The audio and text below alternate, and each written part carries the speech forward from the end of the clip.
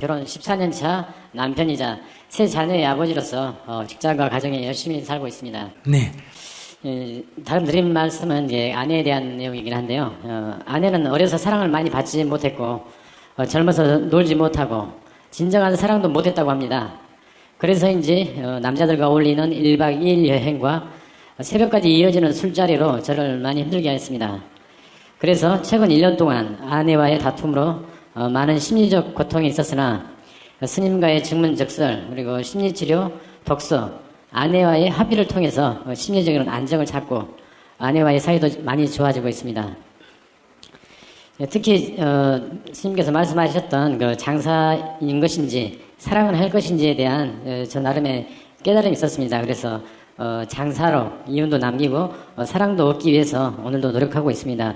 제가 이제 궁금한 거는 사랑을 한다고 말로는 하고 있습니다. 하지만 아내를 완전히 믿지 못하고 믿지 못하는 마음이 남아 있습니다.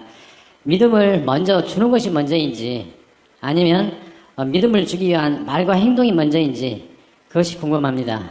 그리고 이제 제가 진정한 사랑을 한다면 아내의 그런 부족한 부분들 제가 보기에는 좀 부족하다고 생각합니다만은 그런 단물지 못하는 그런 마음들까지 제가 받아주고 인정하고 수용하고 그리고 그걸 밀어줄 수 있는 그것이 진정한 사랑인지 그것 또한 궁금합니다. 뭘 자기 수준의 진정한 사랑까지 따지고 그래. 아이고 진짜.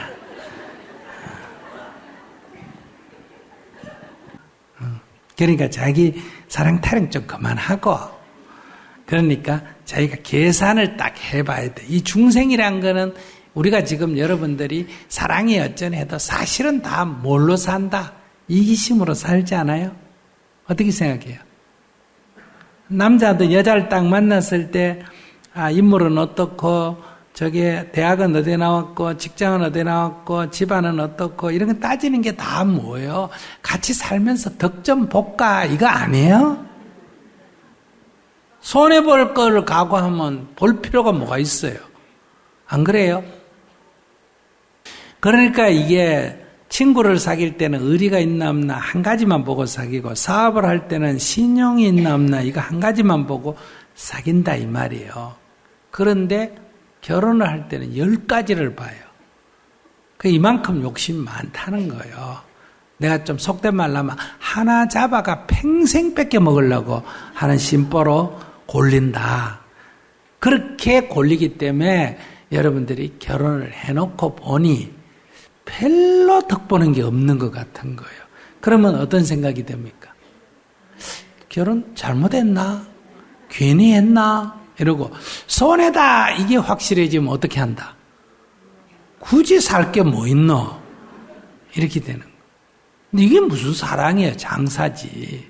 그래서 내가 장사다. 그러면 장사라 하는 거는 결혼을 잘못했나? 저는 그렇게 생각하지 않습니다. 우리가 지금 시장주의 아닙니까? 그죠? 장사가 나쁜 게 아니잖아요. 그런 것처럼 장사로 결혼한 데에서 나쁜 게 아니라는 거예요. 꼭 사랑으로 결혼해야 좋은 거고 장사라면 나쁘다 이런 뜻으로 제가 하는 게 아니라 장사를 하면서 자꾸 사랑 타령을 하니까 제가 문제를 제기하는 거예요. 장사면 장사, 사랑이면 사랑. 입장을 좀 통일해라. 내 요점은 이거예요. 딴 뜻이 아니고 이 입장을 장사를 해놓고 자꾸 사랑 타령을 하니까 이게 괴로움이 생긴다 이 얘기예요. 그러니까 자기가 생각해 봐야 돼요. 그러니까 혼자 사는 게 좋냐 둘이 사는 게 좋냐 이런 게 없어.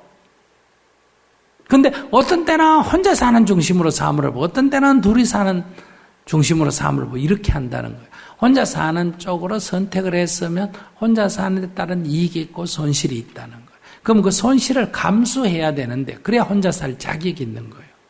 결혼을 하려면 둘이 살 때 오는 그 손실을 감수할 각오가 돼 있어야 둘이 살 자격이 있다 이 말이에요. 그런 데서 지금 아내가 내가 원하는 만큼 그렇게 나만 쳐다보고 딴 데 신경 안 쓰고 일찍 들어오고 술 안 먹고 이러면 좋지. 그럼 100점이야. 그런데 술도 먹고 늦게도 들어오고 딴 남자도 만나고 그러니까 50점이다 이 말이야. 그러니까 내가 원하는 만큼 안 되니까 그냥 확 치워버리고 싶은데, 그러면 50점도 없어져 버려. 매도 누가 봐야 되고, 밥도 누가 해야 되고, 저녁에 잠자리도 해야 되는데 없다, 이 말이에요. 그럼 자기가 그거를, 다시 이렇게 관계를 맺으려면 자기가 훨씬 더 지금보다 더 피곤하다. 그러니 이럴 때는 한두 번 얘기해 보고, 야, 여보, 같이 살면서 요런 거는 좀 서로 맞춰주면 어떻겠냐 얘기해 보고, 그렇게 상대가, 그래, 그렇게 하지 하면 좋은 일이에요, 나쁜 일이에요? 좋은 일인데, 자기 그렇게 못하겠다, 또는 하겠다고 약속해 놓고, 그래, 못한다.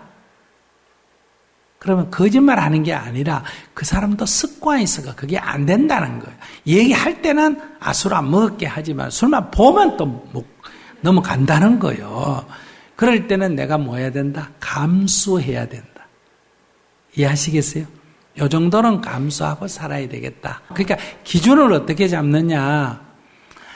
10시까지 들어오라 하는데 10시까지 안 들어오면 나쁜 놈이 되고, 그리고 안 들어오는 거에 기준을 잡으면 2시, 3시라도 들어와주면 고맙나, 안 고맙나? 고맙다. 그러니까 이게 이 남자가 나쁜짓, 이 여자가 나쁜짓 하는 게 아니라 기준을 내가 어디에 두느냐, 기준을.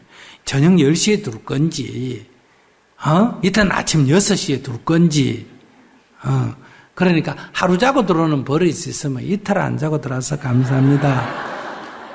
살려면 이렇게 보는 게 낫다는 거야. 내 말은 살아라가 아니라 살려면 관점을 이렇게 볼 때 누구한테 좋다?